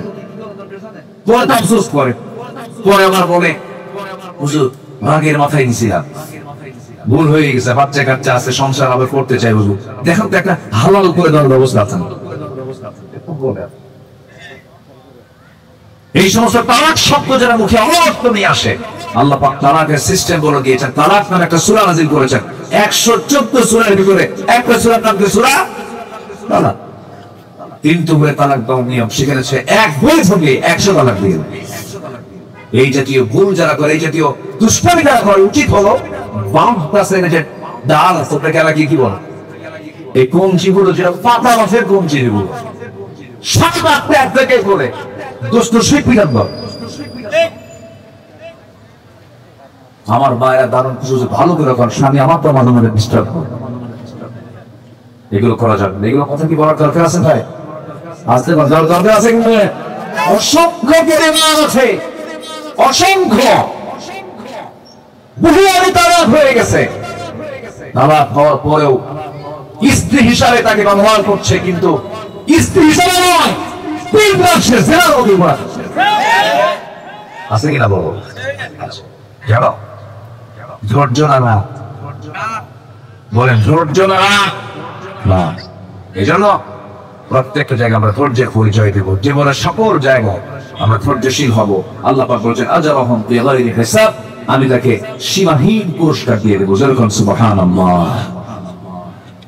আমার বন্ধুগণ, সমস্ত পয়গম্বর রাজনীতি বিজয়ী হয়েছেন, আল্লাহ পাক তাদের সফলতা দান করেছেন। মূল কারণ হলো ধৈর্যের পিরামিড ছিলেন প্রত্যেকটা পয়গম্বর, এত ধৈর্যশীল ছিলেন। তবে একজন নবীর নাম আমার এখন মনে আসলো হঠাৎ করে, যে নবীর নামটা আল্লাহ পাক নিজেও বারবার বলেছেন। আল্লাহ পাক তার কাছে ফেরেশতা সহজে পাঠাতেন না, কারণ ফেরেশতা মাঝে মাঝে ঠাকুর খায় বিদায় হতো। আল্লাহু আকবার বলেন। আল্লাহ যার সঙ্গে ডাইরেক্ট কথা বলেছেন তার নাম কি বলেন? মুসা আলাইহিস সালাম। খুব প্রচন্ড রাগী লোক ছিলেন, প্রচন্ড মেজাজি ছিলেন। একজনকে একদিন শাসন করতে নিয়ে মারছেন থাপ্পড়, কিন্তু এমন শাসন করলেন থাপ্পড় মারা ছাড়া মরে যাওয়া ছাড়া। যখন মরে গেছে আল্লাহ বললেন যে মুসা, তুমি এখন এই দেশ থেকে তোমাকে যেতে হবে। কেন? ফেরাউন তোমার বিরুদ্ধে হত্যার হুলিয়া জারি করেছে। আল্লাহ, আমি তো ওরে মারছি হলো শাসন করার নিয়তে, ও যে মরে যাবে আমি কি জানি? মরার কেসের আসামি আমি না তুমি, আল্লাহ নিছে। শেষ পর্যন্ত উনি দেশে থাকতে পারলেন না, চলে গেলেন। প্রচন্ড রাগ ছিল, নবুয়ত থেকে পান্বিত হন। দেখেন কি সুন্দর একটা হিকমত আল্লাহ পাক এখানে আমার আপনার জন্য রেখে দিয়েছেন, শিক্ষা রেখে দিয়েছেন। চলে গেলে যেদিকে চোখ দেয় সেদিকে চলে গেল। তারপর প্রচন্ড তৃষ্ণা, একটা কূপের ধারে গিয়ে বসলেন। কূপের ধারে গিয়ে বসে কূপ থেকে পানি তুলে পানি পান করলেন। পানি পান করার সঙ্গে সঙ্গে হঠাৎ করে দেখতে পেলেন বালতি হাতে দুজন মহিলা তারা যেন আসতেছে। দেখা মাত্রই বললেন, বাদ তিনি তোমরা কি করবে? কূপ থেকে পানি নিয়ে যাও। সন্ধ্যার পরে মেয়েরা দাঁড়িয়ে থাকতে নেই, কেমনে নেব? ঢাকনায় টান দিতে 7 থেকে 8 জন পুরুষ মানুষ লাগে, আমরা পারবো না। তিনি বালতিটা নিজে হাতে নিয়ে নিলেন। অসহায় মনে করে সহযোগিতার হস্ত প্রসার করে তিনি করলেন কি? কূপের ধারে গেলেন, ঢাকনায় হাত দিলেন। যে ঢাকনা এত ভারী, 7 থেকে 8 জন পুরুষের প্রয়োজন। বাম হাতে ধরলেন, সিটকে পড়ে গেছে, অনেক দূরে গিয়ে পড়ে গেছে। 2 মহিলা থরথর করে কাঁপে, আর মনে মনে কয় এটা মানুষ না, কিছু আশ্চর্য হয়ে গেছে, এত শক্তিশালী একজন মানুষ। পানি ভর্তি করে দিয়ে বালতিটা হাতের মধ্যে দিয়ে বললেন, যাও চলে যাও বাড়িতে সোজা। বাড়িতে চলে গেছে। বৃদ্ধ পিতা বাড়িতে ছিল। বৃদ্ধ পিতা বলছে, মা প্রত্যেকদিন সন্ধ্যা পার হয়ে যায়, অন্ধকার হয়ে যায়, আজকে তারা হুড়ো করে পানি আনলে কেমনে আব্বা? শক্তিশালী এক যুবকের সন্ধান পেলাম, খুব শক্তি তার গায়ে, এত শক্তি, সব থেকে আপনার যে ঢাকনা টান দিতে লাগে সে একাই টান দিল, পানি তুলে আমাদেরকে সহযোগিতা করলো। বৃদ্ধ পিতা বলছে যে আমার সালাম জানাবে আমার বড় মেয়ে, আগামীকালকে তুমি তার কাছে যাবে, সালাম জানিয়ে বলবে সে যেন আমার সঙ্গে দেখা করার জন্য আমার বাড়ি পর্যন্ত চলে আসে, আমি তাকে দাওয়াত দিলাম। ঠিক আছে আব্বা। পরের দিন চলে গেছে, গিয়ে বলছে, এই যুবক, আব্বা সালাম জানিয়েছেন, আবুনা শাইখুন কবির, আব্বা বুড়া মানুষ, চোখের একদম নড়াচড়া করতে পারেন না, আপনি কি যাবেন আমার আব্বার সঙ্গে দেখা করতে? আল্লাহর পয়গম্বর মুসা মনে মনে ভাবতেছেন, এই এলাকায় কি আমার পরিচিত না, একটু পরিচিত হলে পরে ভালো হয়, চেনা জানা হলে পরে ভালো হয়, যাই। কিন্তু যাবো কেমনে? আমি তো ভাবি চিনি না। মহিলা বলছেন, আপনার চেনার দরকার নেই, আমি শুধু সামনে সামনে চলবো, আপনি আমাকে ফলো করে আমার পিছে পিছে আসবেন। আল্লাহর পয়গম্বর মুসার মেজাজটা গরম হয়ে গেছে, প্রচন্ড রাগী মানুষ ছিলেন। খেপে গিয়ে বলছে, মহিলা শোনো, তুমি মহিলা মানুষ সামনে সামনে চলবে, আমি পুরুষ মানুষ পিছে পিছে চলবো, তাও পর পুরুষ। এমন চরিত্র আমি রাখি না, এমন চোখ আমি রাখি না যে চোখের সামনে একজন নারী সামনে সামনে চলবে, আমি পিছে পিছে আসবো না। না, আমি সামনে চলবো, তুমি পিছে পিছে আসবে, যেন আমার চোখের মতো গুণা যেন না হয়, চোখের জেনা যেন না হয়, আমি সামনে সামনে চলবো। আমার বন্ধুগণ, এই 16 বছর এই দেশের গোটা জাতি ছিল পুরুষের পিছে না নারীর পিছে? এই পৃথিবীতে একজন নবীর নাম বলেন তো মহিলা আছে? আছে আছে আছে। এই পৃথিবী কোন মসজিদের ইমাম বলেন তো একজন মহিলার নাম বলেন তো আছে নাকি? মসজিদের ইমাম কোনো মহিলা নাই, কোন পয়গম্বর মহিলা নাই। এর মানে মহিলার কোন সম্মান যে নাই তা বলবো না। মহিলা হচ্ছে নবীদের মা, তাদের সম্মান তো অবশ্যই আছে। নেতৃত্বের জন্য আল্লাহ রাব্বুল আলামিন ইঙ্গিত দিয়েছেন, মসজিদের নেতৃত্ব দেবে নারী না পুরুষ, সমাজেরও নেতৃত্ব দেবে নারী না পুরুষ, একটা পরিবারেরও নেতৃত্ব দেবে স্বামী না বউ, বলে করে বলেন কে? মা না বাবা? ইসলামে তিনি বলে দিয়েছেন, আল্লাহর পয়গম্বর মুসা বলছেন, সামনে সামনে আমি চলবো, তুই পিছে পিছে আসবি। এবার মহিলা মনে মনে চিন্তা করে, গতকালকে দেখলাম শক্তিশালী যুবক একাই কাম দিল, ঢাকনা পড়ে গেল, আজকে দেখি চরিত্র ভালো, যে থাকে না, নারীটা থেকে সম্মান করেছিল, খুব ভালো মানুষ, মনে মনে একটু পছন্দ হয়ে গেছে। চলে গেছেন বাড়িতে। বাড়ি পর্যন্ত যাওয়ার সঙ্গে সঙ্গে বৃদ্ধ লোকটাকে দেখে আল্লাহর পয়গম্বর মুসা আলাইহিস সালাম তখন নবী হন নাই, বৃদ্ধ লোকটাকে দেখে সালাম দিলেন। সালাম সম্পূর্ণ হওয়ার সঙ্গে সঙ্গে সালাম বিনিময় হয়ে গেল, আলিঙ্গন হয়ে গেল, মুআনাকা হয়ে গেল। সঙ্গে সঙ্গে বৃদ্ধ লোকটার মুখ থেকে বের হচ্ছে, হে যুবক, তোমার নাম তো মুসা। উনি আতঙ্কিত হয়ে গেলেন, হারে এত দূর আসলাম, এত দূর সফর করে আসলাম, আমাকে যেন কেউ না চেনে, কিন্তু এই বুড়া লোকটা আমাকে চেনেই গেল। এবার মুসা আলাইহিস সালাম মনে মনে যখন ভয় করছিলেন, বৃদ্ধ লোকটা বলছে, হে মুসা, তুমি কি চিন্তা করো? কোনো চিন্তা নাই, আমি তোমার নামও জানি, কামও জানি। কি কাম জানেন? একজন মানুষকে থাপ্পড় মারছো, মরে গেছে, এরপর তুমি ভয় এখানে চলে আসছো, আরো জড়সড় হয়ে গেলেন। এবার মুসা মনে মনে বলেন, এবার যেন ধরা খেয়ে গেলাম, বেকায় যেন পড়ে গেলাম। এবার আল্লাহর পয়গম্বর মুসার সামনে, সেই সময় তিনি নবী হন নাই, এই বৃদ্ধ লোকটা বলতেছেন, শোনো মুসা, তুমি বিপদের জায়গায় এসে দাঁড়াও নাই, খারাপ লোকের সামনে এসে দাঁড়াও নাই। তুমি আমাকে বুড়ো মানুষ মনে করে কি মনে করতেছে জানি না, আমি সাধারণ কোন বুড়োদের কাতারের বুড়ো নই। আমি আল্লাহ, আমি সেই বুড়া, যে বুড়ার ব্যাপারে আল্লাহ রাব্বুল আলামিন বলেছেন, ওয়া ইলা মাদিয়ানা আখাহুম শুআইবা, যে লোকটাকে এই মাদিয়ানবাসীর জন্য পয়গম্বর করে পাঠিয়েছেন, আমি হলাম সেই পয়গম্বর, আল্লাহর পয়গম্বর শুআইব আলাইহিস সালাতু ওয়াস সালাম। নবীর সামনে তুমি দাঁড়িয়ে দাঁড়িয়ে কথা বলছো। মুসার আনন্দ দেখে কে নবীর সামনে সাক্ষাৎ হয়ে গেছে, অত্যন্ত খুশি হলেন, খুব আনন্দিত হলেন। এবার আল্লাহর পয়গম্বর শুআইব বলছেন, হে যুবক মুসা, তুমি তো যৌবন পদার্পণ করছো, যৌবনটা ক্রস করছো। আমার দুটা মেয়েকে আমি তোমার সঙ্গে বিয়ে দিতে চাই, যে কোনো একটা মেয়েকে তুমি বিয়ে করবে নাকি বলো, আমি তোমাকে প্রস্তাব দিলাম। সঙ্গে সঙ্গে মুসা আনন্দ দেখে কে তিনি জবাব দিচ্ছেন, যখন তখন। কি বলতেছেন? যখন তখন। এই কথা শোনা মাত্রই আল্লাহর পয়গম্বর শুআইব বলছেন, শোনো, আমি তোমাকে এই মুহূর্তে বিয়ে দিতে পারবো না, কারণ সমস্যা আছে। কি? তোমার রেকর্ড হলো থাপ্পড় মারলেই মানুষ মরে, এখন বিয়ে দিয়ে বিপদ হয়ে যাবে, এখন বিয়ে দেবো না। বিয়ে দেবো, তবে একটা কাজ তোমাকে করতে হবে। কি কাজ? আমার বাড়ির যে ছাগলগুলো আছে, এই ছাগলগুলো তোমাকে 8 বছর পালতে হবে, 8 বছর পাললে পরে অনার্স কোর্স, আর 10 বছর পাললে পরে মাস্টার্স কোর্স হয়ে যাবে। তুমি কি পালবে নাকি? হ্যাঁ পালবো। এই পৃথিবীতে যত প্রাণী আছে এর মধ্যে সবচেয়ে শান্ত ভদ্র প্রাণীর নাম হলো ছাগল। মুক্তি করে কিছু সুবহানাল্লাহ। আসেন দোয়া করে দিই নাকি? আলোচনা চালাবো মানে ভাই আপনারা বলি ইনশাআল্লাহ।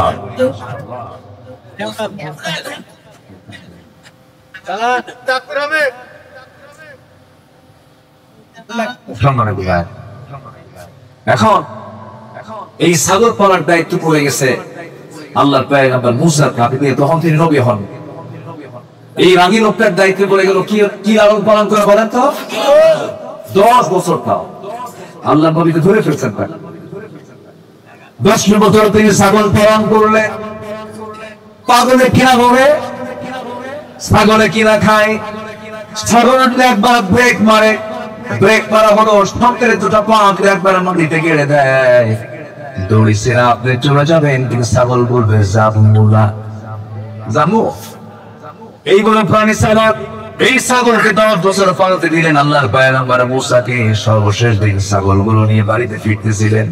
বাড়িতে ফিরতে নিয়ে হঠাৎ করে একটা ছাগলের পাও থেকে একাকি একদিকে দৌড় মেরেছে। সেই ছিন্ন হয়ে যাওয়া, বিচ্ছিন্ন হয়ে যায় ছাগলটার পিছনে আল্লাহ নবীও দৌড়াচ্ছেন। দৌড়ানো যত বেশি হয় বরং মানুষের রাগটা কমে না, বাড়ে। ছাগল ধরা দেয় না, মুসাও ছাড়েন না। দৌড়াতে দৌড়াতে কি এক পর্যায়ে কি আর ছাগল পারলো না। এদিকে ঘাম চড়তেছে। মুসা ইসলাম গিয়ে চট করে ধরে ফেলেছেন ছাগলটাকে। প্রচন্ড রাগ হয়ে গেছে, অনেকক্ষণ দৌড়াইছেন।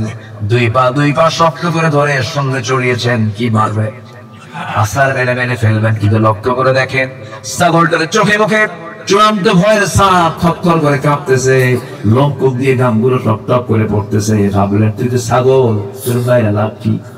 তোর মায়ের তো লাভ নাই। একটু দয়া হলো, মায়া হলো, দুই পা ছেড়ে দিয়ে আস্তে করে ছাগলটাকে কোলের মধ্যে করে নিয়ে আদর করলেন, মোহাব্বত করলেন।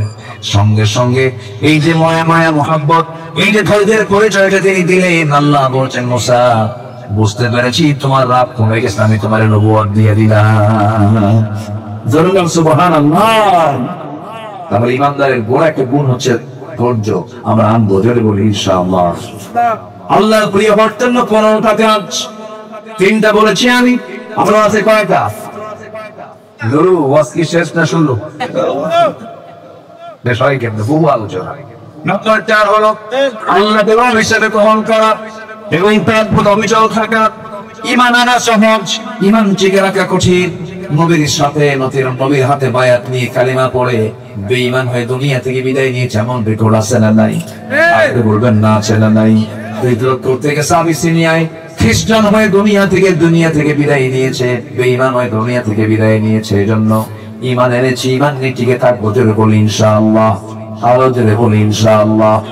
ইন্নাল্লাযীনা ক্বালু রাব্বুনাল্লাহু সুম্মা ইসতাকামু তাতানাজ্জালু আলাইহিমুল মালায়েকা আল্লা তাখাফু ওয়া লা তাহজানু ওয়া আবশিরুল জান্নাতিল্লাতী কুনতুম তুআদুন। নাম্বার 5 হলো আল্লাহর সন্তুষ্টির জন্য আল্লাহর পথে দান করা। যে আল্লাহকে দেবে আল্লাহ তাকে ডাবল দিবেন। আল্লাহ রাব্বুল আলামিন বলেন, মান যাল্লাযী ইউকরিদুল্লাহু কারদান হাসানান ফায়ুদাঈফাহু লাহু আদআফান কাসীরা ওয়াল্লাহু ইয়াকবিদু ওয়া ইয়াবসুত ওয়া ইলাইহি তুরজাউন। নম্বর 6 হলো আল্লাহর স্মরণে লিপ্ত থাকা, আল্লাহর জিকিরের সর্বক্ষণ আমাকে সিক্ত রাখা, দিল থেকে আল্লাহর দিকে ঝুঁকে নেওয়া, সর্বক্ষণ আল্লাহকে প্রস্তুত রাখা, তাকে স্মরণ করার জন্য সর্বক্ষণ দিল থেকে প্রস্তুত রাখা। ফাযকুরুনি আযকুরকুম ওয়াশকুরুলি ওয়া লা তাকফুরুন। নম্বর 7 হলো তওবা করা, ক্ষমা প্রার্থনা করা আল্লাহর কাছে। গুনাহ আছে যারা তওবা তো অবশ্যই করতে হবে, গুনাহ আছে যারা ক্ষমা তার চাইতে হবে একমাত্র কার কাছে? আল্লাহর। আসতে বলবেন না কার কাছে? ইয়া আইয়ুহাল্লাযীনা আমানু توبوا إلى الله توبة نصوحا عسى ربكم أن يكفر عنكم سيئاتكم ويدخلكم جنات تجري من تحتها الأنهار جربنا الله أكبر نمبر 8 জীবনের প্রত্যেকটা জায়গায় ভরসা করবো কার উপরে তাওয়াক্কুল করবো কার উপরে যত ঘাত প্রতিঘাত আসুক না কেন যত ক্রাইসিস পেরিয়ড আসুক না কেন আল্লাহকে এক সেকেন্ডের জন্য বলা যাবে না আল্লাহ বলেন ফাইদা আযানতা ফাতাওয়াক্কাল আলাল্লাহ ইন্নাল্লাহা ইউহিব্বুল মুতাওয়াক্কিলিন নাম্বার 9 হলো পবিত্রতা অর্জন করা পবিত্রতা অর্জন শুধু দেহের নয় চিন্তার পবিত্রতা থাকতে হবে কাজের পবিত্রতা থাকতে হবে রোজা আছেন সুদের ব্যাংকে চাকরি করেন চিন্তার বিষয় আছে না নাই বলেন আসতে বলবেন না আছে না নাই আপনি মদের ফ্যাক্টরিতে আপনি কর্মরত আছেন অবশ্যই চিন্তার বিষয় আছে এই জন্য শুধু আপনার নাপাকি দূর করা কি পবিত্রতা বলে না প্রত্যেকটা কাজের মধ্যে পবিত্রতা আছে না নাই বলেন আছে ইন্নাল্লাহা ইউহিব্বুত তাওয়াবিনা ওয়া ইউহিব্বুল মুতাতাহহিরিন নাম্বার 10 হলো কৃতজ্ঞতা প্রকাশ করা এক নাম্বার কৃতজ্ঞতা প্রকাশ করব কান ওয়া ইয তাআযানা রাব্বুকুম লা ইন শাকারতুম লা আযীদান্নাকুম ওয়া লা ইন কাফারতুম ইন্না আযাবি লাশাদীদ নাম্বার 11 হলো আল্লাহর ভালোবাসায় কান্নাকাটি করা আল্লাহর কাছে চোখের পানি শুকিয়ে দেওয়া পৃথিবীর কোন মানুষ আমার কান্নার মূল্য দেবে না আমার কান্নার মূল্য 100% দিবেন যিনি তিনি আমার কে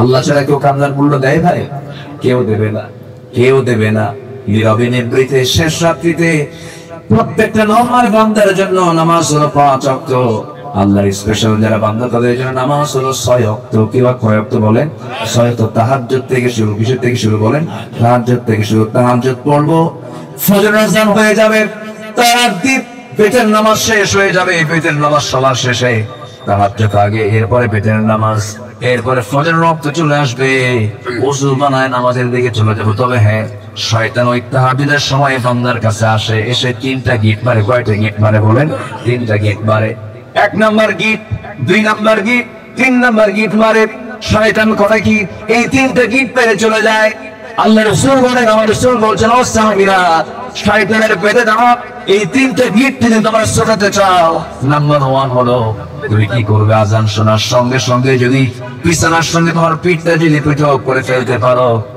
বসতে যদি পারো বিছানা থেকে উঠে বসবে 1 নাম্বার গিট ছুটে চলে যাবে 2 নাম্বার গিট শুনবে তুমি ওযু যখন বানাবে 2 নাম্বার গিটটা ছুটে চলে যাবে নাম্বার 3 গিটটা শোনার জন্য যখন তুমি ওযু বানায় যখন মসজিদের দিকে রওনা দেবে নামাজ আদায় করে নামাজ শুরু করে দেবে সঙ্গে সঙ্গে শয়তানের 3 নাম্বার গিটটাও ছুটে যায় 24 ঘন্টা শয়তান তোমার দ্বারা আসার সাহস পায় না কয়টা গিট মারে শয়তান বল এই 3টা গিট কি সবাই ছুটাতে চান তুমি কি ছুটাতে চান কয়টা কাজ করে বিছনা থেকে নিজের পিঠটাকে পৃথক করা ওযু বানানো নাম্বার 3 নামাজে দাঁড়ানো 3টা গিট ছুটে যাবে এই সিদ্ধান্ত আজকে থেকে নেবেন কারাকারি হাত তুলে দেখান তো দেখি জেনে বলি আল্লাহ আমাদেরকে 5 ওয়াক্ত সালাত আদায় করা তৌফিক তুমি আল্লাহ দিয়া দাও জোরে বলি আমিন আরো জোরে আমিন আরো জোরে আমিন একটা কথা প্রাইমে বলি বলুন তো আমার দেশে নামাজি বেশি না ইমানদার বেশি হ্যাঁ বলা যাবে নামাজি বেশি না ইমানদার বেশি নামাজি কম করে না যে হুজুর নামাজ না পড়ি ইমান তো আছে আছে না বলে না কোন দিকে বলে কিনা এমন ইমানদার নামাজ নেই এমন ইমানদার কি নাই নামাজ নেই সেই ইমানদারের কি মূল্য কি আল্লাহর কাছে থাকবে থাকবে না নামাজ পড়লে ইমানদারের মূল্যটা চলে আসবে নাম্বার 12 হলো সালাতের প্রতি যত্নবান হওয়া আল্লাহর সামনে বিনম্র হয়ে দাঁড়ানো হাফিজু আলাস সালাওয়াতি ওয়াস সালাতিল বুসতা ওয়া কুমু লিল্লাহি কানিতিন নাম্বার 13 হলো আল্লাহর পথে জ্ঞান অর্জনে নিজেকে দৃঢ় রাখা জ্ঞান আমাকে আপনাকে ঠকাবে না জ্ঞান এমন একটা অস্ত্রের নাম এমন শক্তির নাম শয়তান আপনার জ্ঞানের কাছে হেরে যাও শয়তান আসলে হলো জ্ঞানীর কাছে না মূর্খের কাছে সে সহজে সে মানে চতুর্দিকে সে মানে ছড়িয়ে আপনাকে আক্রান্ত করার চেষ্টা করে, কিন্তু আপনার কোরআনের জ্ঞান যখন থাকবে শয়তান আপনাকে সহজে ওয়াসওয়াসা দিতে পারবে। আল্লাহ রাব্বুল আলামিন বলেন ইয়ারফা'িল্লাহু আল্লাযীনা আমানু মিনকুম ওয়াল্লাযীনা উতুল ইলমা দারাজাত ওয়াল্লাহু বিমা তা'মালুনা খাবীর। সূরাতুল মুজাদালা আয়াত নাম্বার 11 আল্লাহ রাব্বুল আলামিন বলেন ইলম যারা হাসিল করবে আমি আল্লাহ তাদেরকে বিশাল মর্যাদা দিয়ে দেব। যেরকম সুবহানাল্লাহ। নাম্বার 14 হলো সত্য নসিব হওয়া, খারাপ কোনো কাজে না যাওয়া, ভালো কাজে অংশগ্রহণ করা। ওয়ালা তুফসিদু ফিল আরদি বা'দা ইসলাহিহা ওয়াদউহু খাওফান ওয়া তামাআন ইন্না রাহমাতাল্লাহি করিবুম মিনাল মুহসিনিন। সর্বশেষ হলো ইনসাফ এবং ইহসান অবলম্বন করা। ইনসাফ এবং ইহসান যার মধ্যে থাকবে সে ব্যক্তি জাহান্নাম যাবে না। একটা আয়াত সবচেয়ে ব্যাপক অর্থ বহন করে একটা আয়াত কোরআনে কারীমে, সেই আয়াতটা সবাই আমরা কম বেশি মুখস্থ আছে আমাদের। সূরাতুন নাহল আয়াত নাম্বার 90। প্রত্যেকটা খতিব জুমার খুতবায় আয়াত অবশ্যই বলেন তারা, যারা প্রায় ঠক মেনিয়ে বলো ইন্নাল্লাহা ইয়া'মুরু বিল আদলি ওয়াল ইহসান وإيتاء ذي القربى وينهى عن الفحشاء والمنكر والبغي يعظكم لعلكم تذكرون। ইনসাফ হলো যার যে প্রাপ্যতা তাকে বুঝিয়ে দেওয়া। ইহসান হলো অন্যের প্রতি নিজেকে সেবার জন্য নিজেকে প্রস্তুত রাখা, দয়া করব, সহানুভূতি দেখানো। এই দুইটা জিনিস যদি কোনো বান্দার মধ্যে থেকে যায় আল্লাহ পাক ওই বান্দাকে প্রিয় বান্দা হিসেবে গ্রহণ করেন। আর আল্লাহর প্রিয় হয়ে গেলে বান্দার জীবনে আর কিছু প্রয়োজন নাই। আল্লাহ কবুল করুন, জোরে বলি আমিন। আমরা ধরে যে যেখানে আছেন একটু বসে পড়ুন, আমরা কাঙ্ক্ষিত দোয়ার দিকে যাব। 11টা 59 বাজে।